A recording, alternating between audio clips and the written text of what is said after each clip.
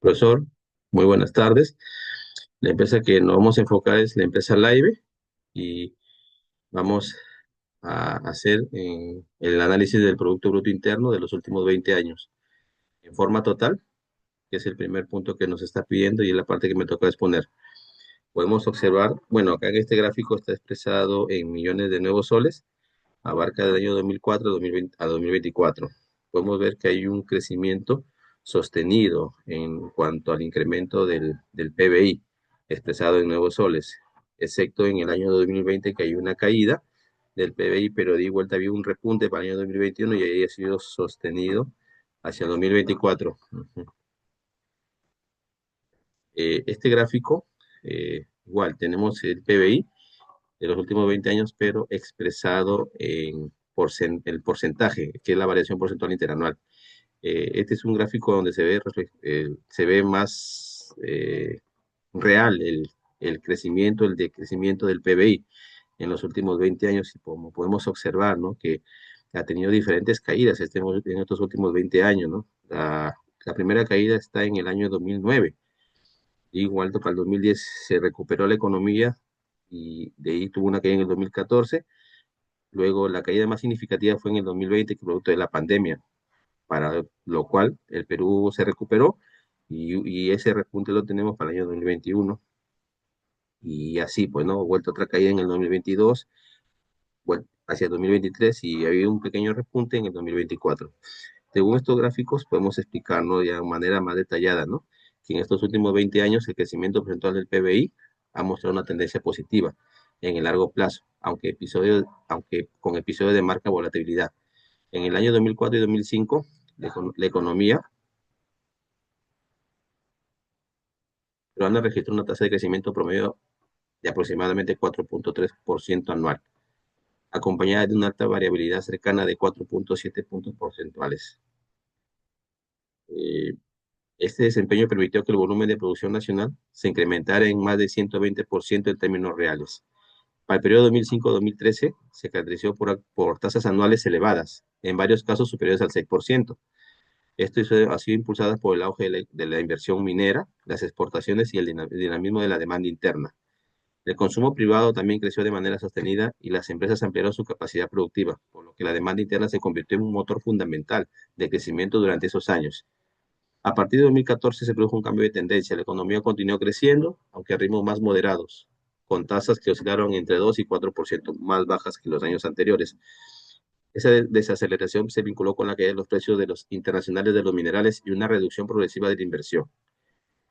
En el año 2020, fue el punto más crítico, donde todos llegamos a vivir, que fue el periodo de la pandemia de COVID-19. El PBI real sufrió una caída aproximadamente del menos 10,9%, una de las más profundas en la historia de la economía reciente del país. En el 2021 se observó un rebote seccional. El PIB creció cerca del 13,4%, mientras que la demanda interna lo hizo aproximadamente 14,4%. Y para el 2022-23, el desempeño económico volvió a moderarse. Se registraron tasas débiles e incluso valores cercanos a cero o levemente negativos, afectadas por incertidumbre política, conflictos sociales que impactaron la producción minera. Esto refleja en la crisis que hubo durante el gobierno de Dina Boluarte. Y en el 2024, que justo fue su último periodo de Dina Boluarte, evidenció un crecimiento más estabilizado, cercano al 3,3%, acompañado de un balance similar al de la demanda interna, lo que la confiesa nuevamente la estrecha relación entre esta variable y el comportamiento general del PBI. Bueno, acá tenemos un cuadro donde podemos determinar el PBI, pero por sectores o actividades productivas, desde el año 2007 al 2024, para nosotros poder enfocarnos de nuestro producto LAIVE a qué tipo de sector pertenece. Pero primero detallemos todos los sectores que hay en el Perú.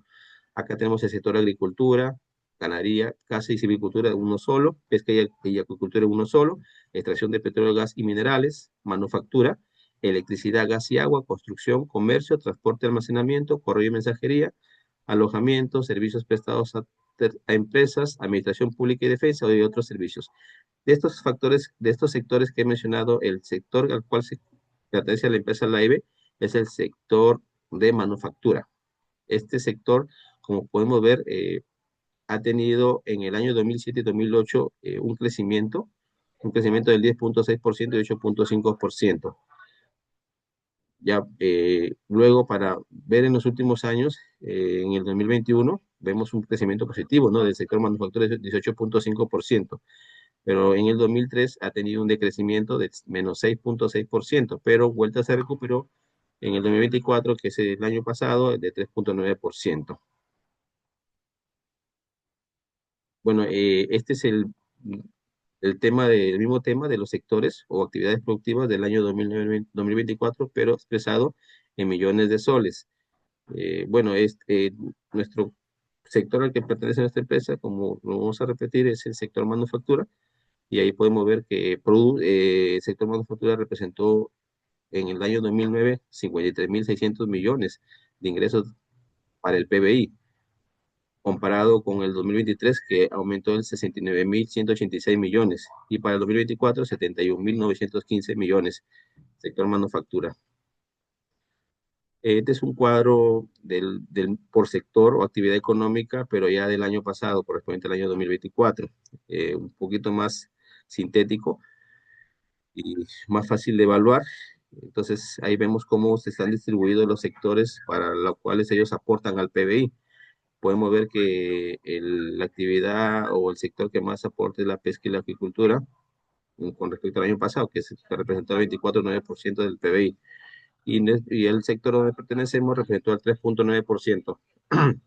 Axel, eh, ya, bueno, acá tenemos un gráfico en donde podemos, el sector manufactura al cual pertenece la empresa Laibe, eh, hay ciertas actividades que van a ir sumando y van a conformar el sector manufactura.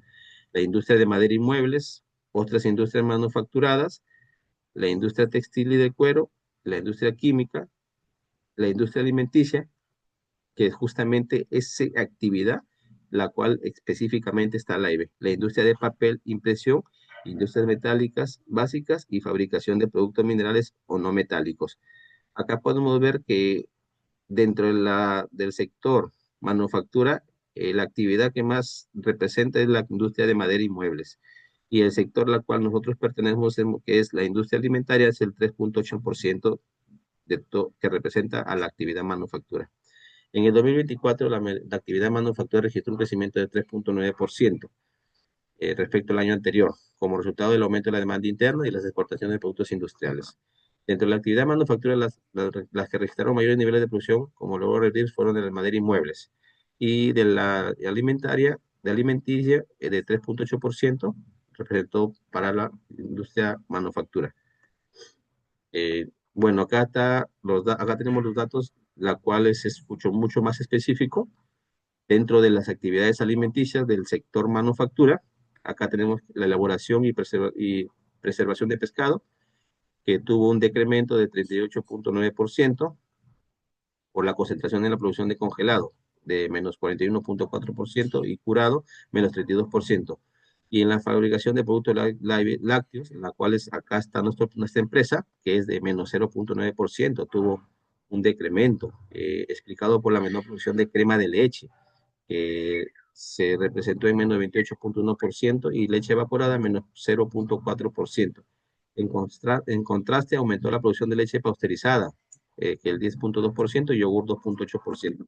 Acá tenemos este cuadro, todas las toneladas que representa en lo que es la producción del año 2023 y 2024. La leche evaporada eh, representó 498.710 toneladas para el 2023, y para el 2024 hubo un decremento de 0,4%, que representa 496.721 toneladas de leche evaporada. Acá justamente está nuestro producto en este tipo de ítem.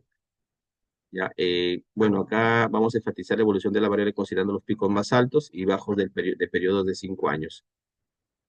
Acá podemos visualizar de que por esos periodos ha habido un incremento del PBI, del 5,5% del año 1950 a 1960. De ahí sucesivamente, ¿no? hasta llegar al año 2005, ¿no? 2005 a 2010, que el incremento ha sido del 5,6%, y de 2010 al 2020 ha sido el incremento promedio del PBI en ese periodo de 2,5%. Entonces, desde entonces vemos acá que la tasa promedio de crecimiento del año de 1950 al 2024 ha sido positiva en todo ese periodo. El incremento del PBI ha sido positivo, que representa el 3,7%. El producto PBI en ese periodo, como le hemos dicho, fue el representado por el 3,7%. En el año 2020 se registró una recesión mundial, principalmente por factores exógenos que fue el COVID, la cual disminuyó el menos 10,9%. En el decenio de 2011-2020 se registró una tasa media de crecimiento de 2,5%, siendo la tasa de incremento más baja del año 1950. Factores que influyeron para decrecer o crecer el PBI y qué políticas implementaron los gobiernos ante estas variaciones. Los factores que han impulsado el crecimiento fueron el ciclo de precios de los commodities en términos de intercambio favorables. Tenemos los precios altos del cobre, oro y otros minerales que elevaron los ingresos de las exportaciones en esos periodos, en el año 2005 y 2013. Y la elevada inversión privada, especialmente en minería e infraestructura. Ahí tenemos la ejecución de grandes proyectos y obras de infraestructura que generan efectos multiplicadores en construcción, transporte y servicio. Y tenemos la expansión de la demanda interna en fase de recuperación. El consumo privado y la inversión interna actuaron como estabilizadores y propulsores en la economía de la post-pandemia, cosa que en el año 2021 la demanda interna creció en forma seccional, explicando gran parte del rebote. Y las políticas macroeconómicas implementadas ante estas variaciones, tenemos la política monetaria del BCR, que han hecho ajustes en las tasas de referencia y provisión de liquidez. En esa fase de la aceleración de precios y recuperación de la pospandemia, el BCR modificó la tasa política para controlar la inflación y estabilizar la economía. En el 2020-2020 se aplicaron medidas de liquidez y flexibilidad monetaria. La política fiscal contracíclica durante la pandemia, luego del ajuste hacia consolidación. En ese 2020-2021, el gobierno aplicó transferencias directas, programas de apoyo a empresas, moratorios y gastos de salud, como podemos verlo, los préstamos para salvaguardarnos por ese tipo por el momento de la pandemia. El Estado otorgó créditos a esas empresas, las cuales, bueno, algunas no han terminado de pagar. Política de inversión pública e incentivos para reactivar la economía. Esa es otra de las que hizo el gobierno. Ahí priorizaron los proyectos de infraestructura e inversiones públicas. Y tenemos otra que fue, lo que hizo el gobierno fue promoción de la inversión privada y medidas para atraer la minería y exportaciones. Ahí tenemos los tratados comerciales, los incentivos y el diálogo con inversionistas para apuntar a mantener el flujo de capitales. Y tenemos las medidas microeconómicas y sociales para mitigar impactos distributivos. Hay transferencia a hogares vulnerables y bonos moratorios, los bonos que se dieron durante post-pandemia o pandemia, que fueron a las personas con escasos recursos, también por el tema de que no estuvieron teniendo ingresos, también el Estado otorgó bonos. Las conclusiones. El entorno macroeconómico peruano ha mostrado volatilidad en los últimos años, marcada por la inflación, caída del consumo en ciertos periodos, variabilidad del tipo de cambio y clima política inestable. El análisis del Producto Bruto Interno, como segunda conclusión, en las últimas 2 décadas revela una tendencia de crecimiento promedio considerable, ubicándose consistentemente alrededor del 4 al 5% en periodos extensos, lo cual denota un desempeño robusto para una economía emergente. No obstante, este patrón ha estado marcado por una volatilidad significativa, manifestada de forma crítica en la fuerte contracción experimentada durante la crisis sanitaria de 2020. La tercera conclusión sería esta dualidad de crecimiento potencial y vulnerabilidad a shocks externos e internos subraya la persistencia de debilidades estructurales, como la dependencia de los precios de materias primas y los altos niveles de informalidad. Para el sector al que pertenece la industria alimentaria, la resiliencia observada en el consumo interno suele mitigar los efectos de las caídas generalizadas del PBI. Sin embargo, el crecimiento sostenido del sector depende intrínsecamente de un mercado formal y de una mayor capacidad adquisitiva de la población. En síntesis, se concluye que si bien el Perú ha demostrado capacidad de recuperación, el reto pendiente es la consolidación de un crecimiento más resiliente, inclusivo y menos dependiente de los ciclos económicos. Recomendaciones ante estas conclusiones sería que en cuanto a política fiscal, el Ministerio de Economía y Finanzas tiene el desafío de administrar los recursos públicos de manera eficiente para estimular la actividad económica sin comprometer la estabilidad fiscal. El fortalecimiento de la gestión de la inversión pública es crucial para implementar mecanismos de gobernanza y así mejorar la capacidad de ejecución de la inversión pública en todos los niveles de gobierno. Y la tercera recomendación, que el incentivo a la productividad sectorial de formación se debe recomendar diseñar políticas fiscales y regulaciones que promueven activamente la innovación y la formalización en sectores no primarios como la manufactura y la agroindustria, que son esenciales para la diversificación económica y la generación de empleo de calidad. Bueno, profesor, ese es en cuanto a la parte que me tocó exponer. Muchas gracias.